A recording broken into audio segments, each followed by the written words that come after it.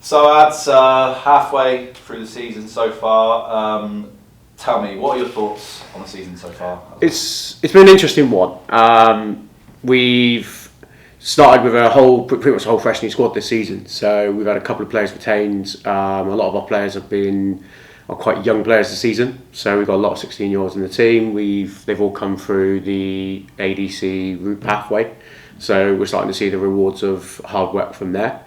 We've not had a consistent run of games, which has impacted on games sometimes. So we'd have one game and then we'd have a couple of game break, and then it'd be a consistent way like that. So it's been an okay start. We're happy with some of the progress that we're making at the moment. We're looking forward to pushing on for the second half of the season and see where we get. Yeah, and obviously this is the first time we've properly spoke about it on camera. At the start of the season, I spoke to Perksy, the first team gaffer, about his goals and ambitions. Obviously you would have had similar ones taking charge of the under-23s, which is your first season in charge. Yeah.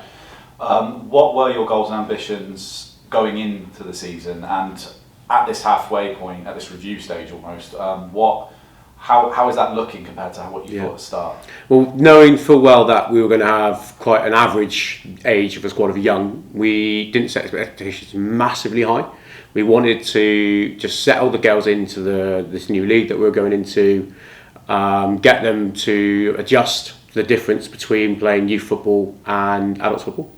And we wanted to just be competitive the best we could, and develop and push the players on, obviously with the ultimate aim of getting some of these players to the first team, which is our biggest aim overall. But again, it'd be nice to be very competitive in this group as well. But again, we're just being very mindful that we're a very, very young team playing in a league where the age is probably average age is probably above ours. So. Yeah, and you mentioned it there, but obviously one of the key things for you has been development. You've sort of had, I don't really know how to describe it, you've had players obviously training with the first team for a portion of the season. You've also had some of the first team players drop down to play games for you. How important has it been sort of sharing that space with the first team, allowing your players to go and develop at the higher level, as well as getting that taste of what they can be? Coming down to your squad to help support you? It's been big because it's again when you make the step up from the 23s to the first team, it's a big step, and the intensity and the standard just gets higher and higher the further you go up. So for some of the girls to go up and train with the first team, it can be sometimes a bit of an eye opener, but then when they're settled and adjusted to it, they know then what's expected of them when they go up there. And similarly, when the first team players sometimes feature for 23s, it's a good chance for them because they come down and they can get the full 90 minutes, which is what they ideally would need. Give them more match fitness, give them more game time experience as well. So it works both ways, and it's kind of beneficial for both parties sometimes when our girls go and train with them, and sometimes first team players come down and drop in and play one or two games for us. It benefits both sides really, and it helps the players as well. Yeah, and looking at the first half of the season as a whole, obviously you mentioned it earlier, you haven't managed to get a good run of games, and you've got a lot of games outstanding still. But what's been the highlight for you so far in your first term, if you will, as a 23 manager? When I looked at it, one thing I did find was, like, firstly, when we were doing travelling, we thought, it's okay, we're not going to go massively far. And then we had the League Cup come in, and then we got put in a nice little game away to London. And it was an interesting one because it was a travel up on the day. It was get there not knowing anything about who you're playing. Usually it's quite okay because you can go in and judge it. And that game we had against Hashtag in the League Cup was probably for me at the moment the highlight game of our season so far, because it seemed like on the day everything was against us in that respect of getting to there on time, preparations, getting that right. We went ahead, which was great, and then maintained it. Second half, it seemed like in the last 15, they Hashtag levelled against us, and we were thinking then we're going to be possibly looking at penalties here, and luckily the girls really persevered. They came together and they managed to get the winner in the last couple of minutes, and then it was a case of just seeing the game out, doing what we could. There was a couple of moments in that game, like in the end, we're thinking it could be levelled again, but thankfully the girls held on and really put a performance in. So for me, that was our highlight game at the moment so far. We've had some really good games in the league as well. We've had some very close games with teams that are more local to us, which has been a very interesting game sometimes. And again, what we call our derby game against Exeter, we've had two really good games there where we can't seem to be split at the moment, and we've drawn both times playing against them. So it's been good so far.